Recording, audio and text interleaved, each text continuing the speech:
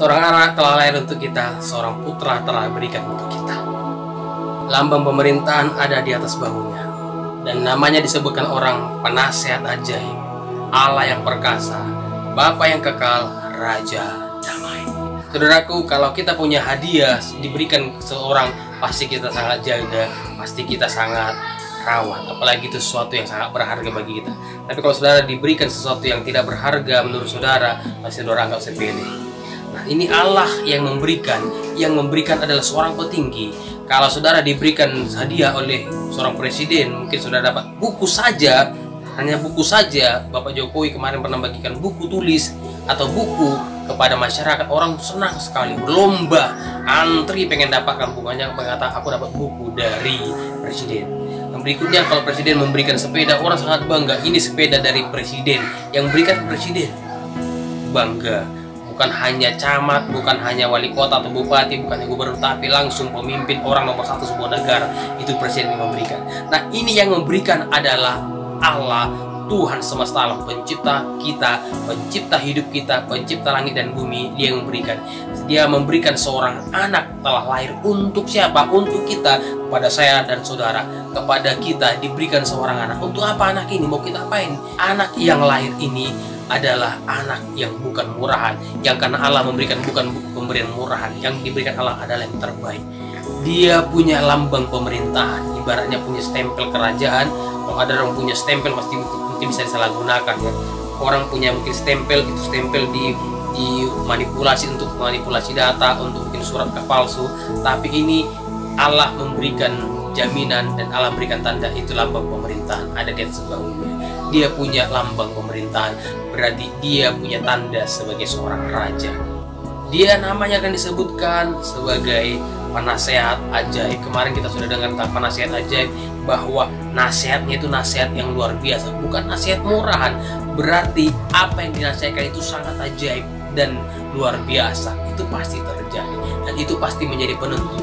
Nasihatnya bukan penasihat orang seperti Mbak Yu atau penasihat paranormal yang lainnya, tapi nasihatnya jauh luar biasa dan ajaib. Ini nasihat yang harus kita cari, bukan penasihat yang kita dengar di televisi yang memutarbalikan fakta, bahkan bisa menimbulkan pertentangan, memecah belah, yang bisa menimbulkan hoaks, membuat kegentaran di masyarakat. Tapi ini penasihat ajaib. Apa yang dinasihatkan adalah untuk keselamatan hidup semua manusia, untuk kesejahteraan hidup setiap orang yang mau menerima nasihatnya. Dia adalah penasihat yang ajaib.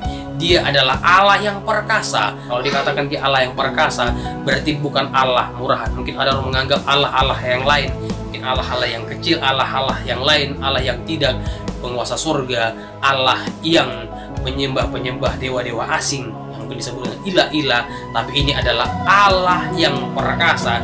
Berarti dari semua yang lain tidak ada yang bisa sama seperti dia. Tidak ada bandingnya, hanya satu aja. One true God, hanya satu Allah yang benar, Allah sejati. Dia Allah yang perkasa. Kalau perkasa berarti dia luar biasa. Kalau perkasa berarti bisa berhasil mengalahkan. Dia pemenang, dia bisa menaklukkan, dia bisa menundukkan. Kalau mungkin orang berkata laki-laki perkasa, laki-laki perkasa bukan masalah kejantanan, dia berhasil bisa tidur bersama beberapa orang, bukan masalah seperti itu. Tapi perkasa, laki-laki perkasa, dia adalah laki-laki yang bisa berjuang, bisa mengalahkan keegoisannya, laki-laki yang bisa mengalahkan daripada kemarahannya, laki-laki yang bisa mengalahkan daripada egonya, laki-laki yang bisa menaklukkan tantangan hidupannya. Nah, Allah yang perkasa, dia bisa menaklukkan dunia itu. Bahkan penguasa-penguasa dunia bisa dikalahkan, ditundukkannya, ditaruh di bawah telapak kakinya. Kalau ada seorang pejuang, dia bisa menaruhkan telapak kakinya di atas kepala daripada lawannya, berarti dia sedang mengalahkan musuhnya. Dia bisa menaklukkan, dia menjadi pemenang. Nah, kalau Allah, dia disebut sebagai Allah yang perkasa, berarti dia Allah yang sudah mengerjakan, yang sudah menaklukkan musuh. Dia dapat gelar Allah perkasa, tapi belum membuktikan, berarti itu belum sah. Kalau dia sebut sebagai Allah perkasa, berarti dia sudah lakukan.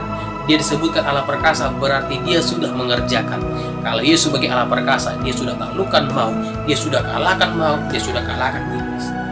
Hari ini, mari kita bersandar, kita bangga terhadap yang diberikan oleh Tuhan. Allah memberikan kepada kita Yesus, yaitu adalah Yesus bukan Yesus manusia murahan. Berkata orang, kenapa patungnya warna hitam? Kenapa dia manusia kok jadi Tuhan? Dia bukan manusia jadi Tuhan, tapi Tuhan yang mau menjadi manusia. Itulah sebabnya Allah yang perkasa. Tidak banyak orang yang bisa memperhatikan hal ini. Dan tidak satupun ada Allah yang bisa mengerjakan seperti Yesus yang bisa menaklukkan maut. Allah yang menjadi manusia dan menjadi Allah lagi. Tidak ada seperti itu. Hanya satu saja. One true God. Sekali lagi, one true God. The only one and only, hanya dia saja. Dan dia juga disebut sebagai Bapa yang kekal.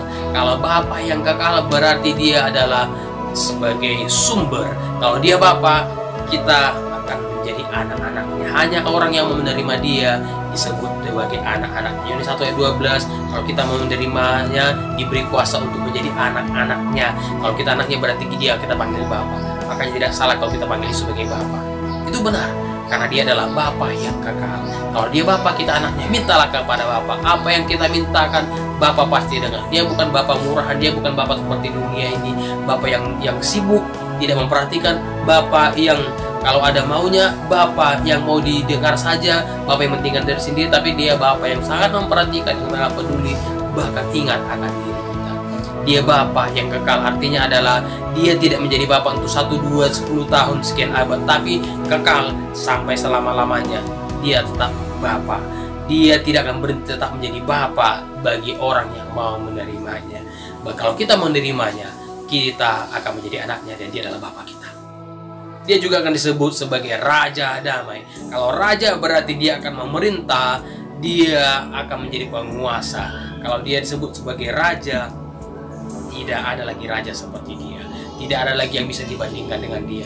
Mungkin kita menganggap ada raja-raja yang lain di dunia ini, tapi hanya satu raja yang disebut sebagai Bapa yang kekal. Hanya satu raja yang disebut sebagai Allah yang perkasa. Yesus adalah Tuhan, dia adalah Allah, dia Bapa, dia Raja.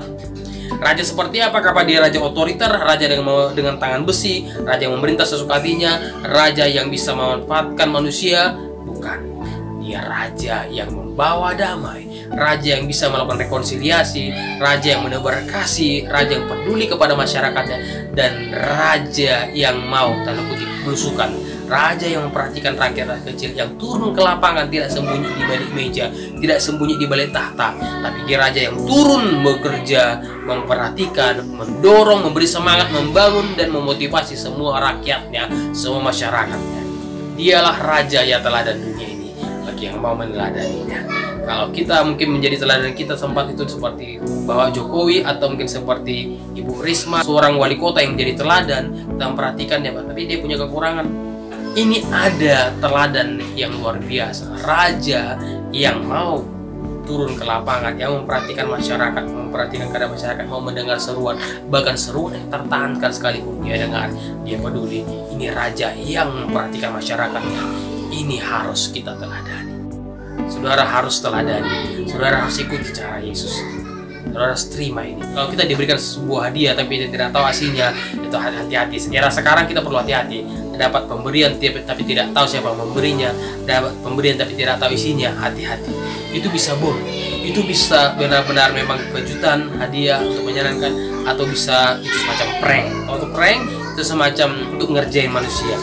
Allah tidak mau ngerjain kita, tapi dia berikan hadiah, dia berikan kepada kita, yaitu anak yang tunggal, yaitu Yesus. Yang diberikan adalah Allah yang perkasa, yang diberikan adalah penasihat ajaib, yang diberikan adalah Allah yang perkasa, yang diberikan itu adalah Bapa yang kekal, yang diberikan adalah Raja Damai, komplit saudara, lengkap. Jadi Yesus tidak berkekurangan, dia tidak perlu ditambah-tambahkan, dia tidak perlu dibela-bela, karena dia adalah Raja.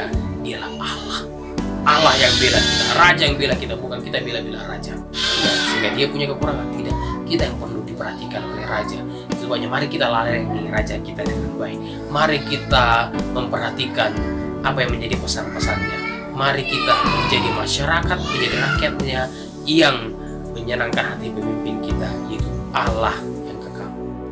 Kalau hari ini kita punya Raja yang kekal, membawa damai, mari kita buka hati kita, biarkan dia bekerja atas kita, biarkan dia memerintah hidup kita, bawa kita sampai kepada tujuannya, itu kehidupannya.